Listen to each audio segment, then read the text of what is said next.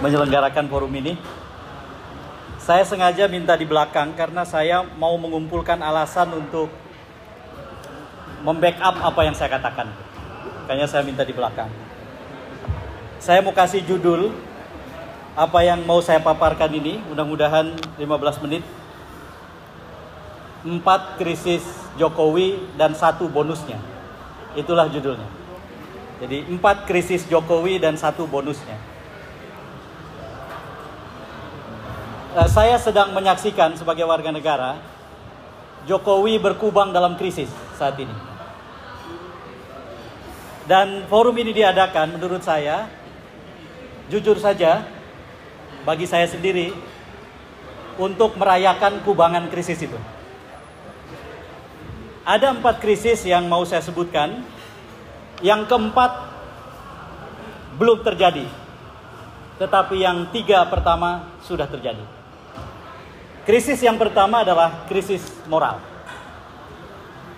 Ketika Jokowi melanggar TAP MPR nomor 11 tahun 98 dan melanggar Undang-Undang nomor 28 tahun 99 tentang penyelenggaraan negara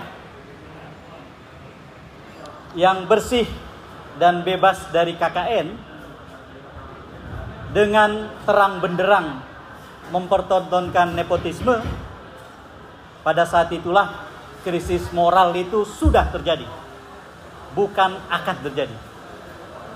Pada titik itu kita menyaksikan krisis moral yang dihadapi oleh Jokowi. Dan krisis moral itu sampai dengan sekarang, setelah ada MK dan seterusnya, pencapresan, pencawapresan yang sudah kita lewati, makin menegas bahwa memang nyata krisis moral itu terjadi. Ini krisis yang pertama. Saya mau simpan eksplorasi agak banyak di krisis-krisis yang belakang, sehingga yang di depan ini saya singkat-singkat saja. Karena krisis-krisis yang belakangan itu disertai dengan pertanyaan lanjutan, apa yang harus kita kerjakan. Krisis yang kedua adalah krisis politik atau krisis dukungan politik. Sebelum ada penetapan capres dan cawapres, sebelum ada penetapan koalisi dalam Pilpres 2024, dukungan politik untuk Presiden Jokowi itu datang dari 81% kursi DPR RI.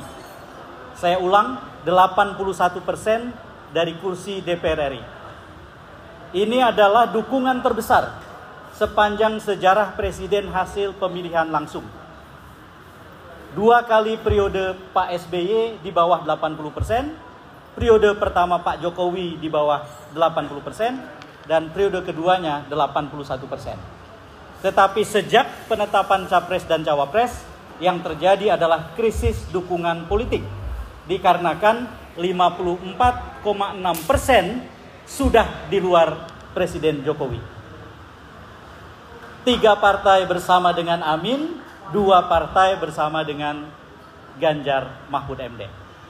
Jumlah mereka adalah 54,6%, yang menyisakan koalisi pendukung Jokowi sekarang 45,4% saja. Dari 81% menjadi 45,4%, itu krisis namanya. Krisis kedua ini juga sudah terjadi. Jokowi senyatanya menghadapi krisis dukungan politik. Pertanyaannya barangkali, dengan lebih dari 50% kursi DPR dikuasai oleh mereka yang di seberang Jokowi, kok tidak ada radikalisasi di DPR? Kok agenda pemakzulan itu hanya berhenti di panggung diskusi dan tidak menjadi agenda politik? Nah, itu belakangan nanti kita jawab. Karena itu kaitannya dengan satu krisis bonusnya tadi yang saya katakan. Itulah krisis kedua Jokowi.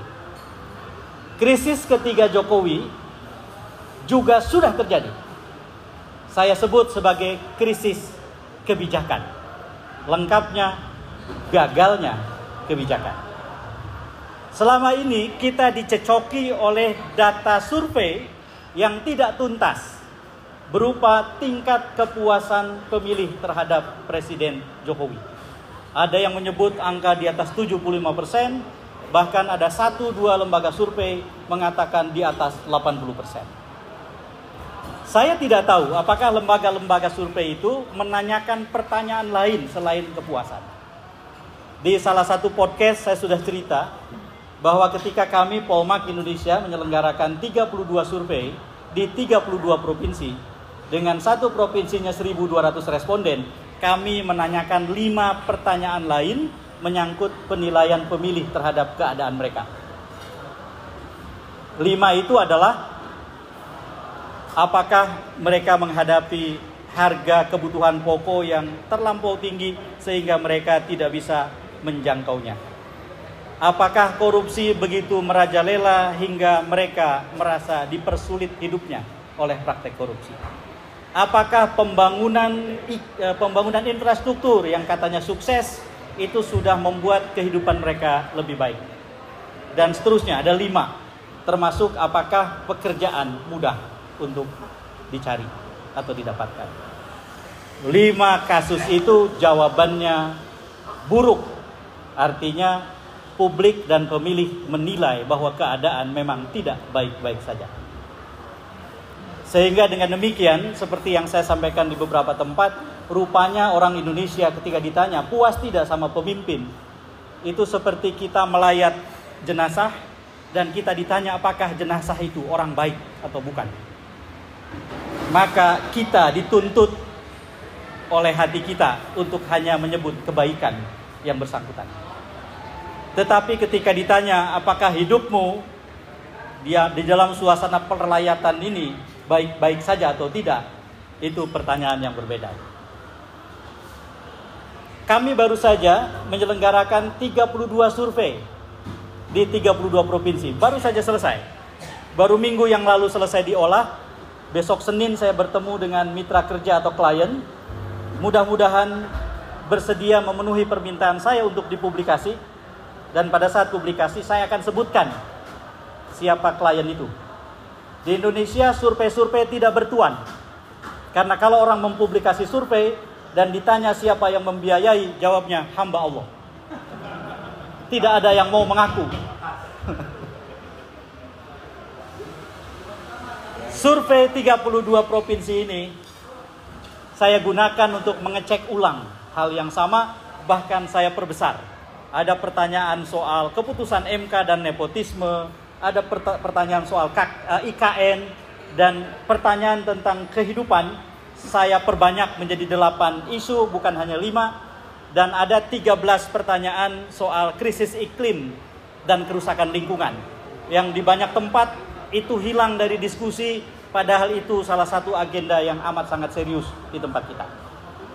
Yang saya mau bilang adalah tidak ada perubahan.